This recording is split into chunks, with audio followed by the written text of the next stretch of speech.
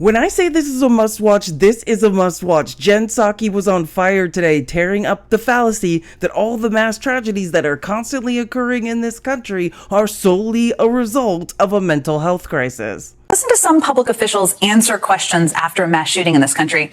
They'll tell you it's because of a mental health crisis, and only a mental health crisis, all of these mass shootings. We've heard it time and time and time again.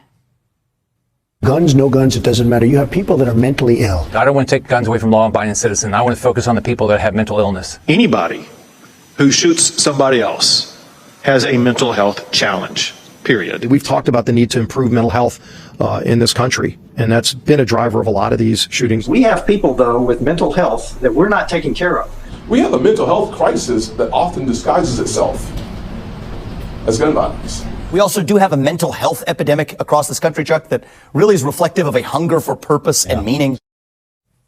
Even if mental health really was the only factor here, and of course it isn't, you'd think that these same politicians would be all for funding more mental health programs and resources.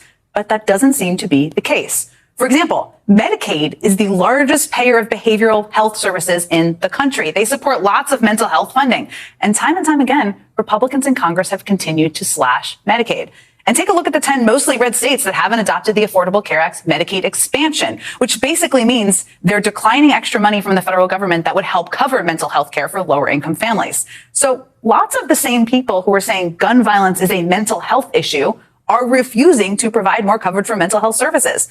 Meanwhile, those who solely blame mental health for mass shootings are also stigmatizing the very people who struggle with mental health. The fact is, only 5% of mass shootings are related to severe mental illness, according to a study from Columbia University's Department of Psychiatry. And although 25% of mass shootings are associated with depression and other non-psychotic mental illnesses, in most cases, those conditions are incidental. We've also seen some elected officials point to mental health to deflect from the dangerous ideologies that clearly motivate many mass shootings, like, say, the shooting at the Dollar General store in Jacksonville last weekend, where the gunman did have a history of mental health issues. But when a white man targets black people and kills 3 of them, racism is clearly at play. And all you heard from these officials was mental health. There wasn't talk of racism.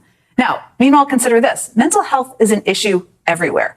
A brand new study led by Harvard Medical School and the University of Queensland found that half of the world's population will experience a mental health disorder at some point in their lifetime. And yet the U.S. gun homicide rate is 26 times that of other high-income countries. Our mental health problem isn't unique. Our gun violence problem is unique. So what's the outlier? I'm sure most of you won't be shocked to hear it. It's the guns. The United States has more guns than people. U.S.